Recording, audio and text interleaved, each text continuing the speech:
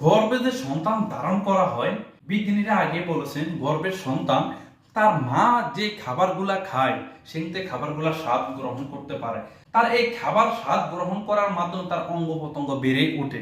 বিজ্ঞানীরা বলেছেন, বিজ্ঞানীরা আরো প্রমাণ করেছেন যে গর্ভে থাকাকালীন সন্তানেরা বিভিন্ন ধরনের খাবার খেয়ে থাকে, এমনকি তার মা যে খাবারগুলা খায় এগুলা থেকে সে স্বাদ পায়। এমনকি পরবর্তীতে সে জন্মগ্রহণ করার পরে এই খাবারের উপরে তার অভ্যাসটা পরিণত হয়, এই খাবারগুলা তার স্বাদ স্বাদ মনে হয়।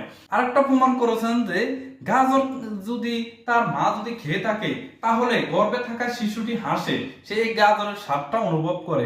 যদি তার মা যদি গাজর খাওয়ার পরিবর্তে যদি শাক পাতা খায় তাহলে ছেলেরা কান্না করতে শুরু করে, গর্ভে থাকা সন্তান কান্না করতে শুরু করে। খুবই আশ্চর্যজনক ব্যাপার না এটি? কিন্তু বিজ্ঞানী এটাই প্রমাণ করে দেখিয়েছেন ভিডিও সহকারে।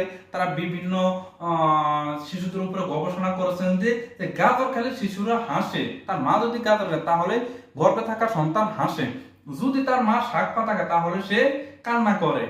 এটি একটি খুবই বিজ্ঞানের সাফল্য বলা চলে, কেননা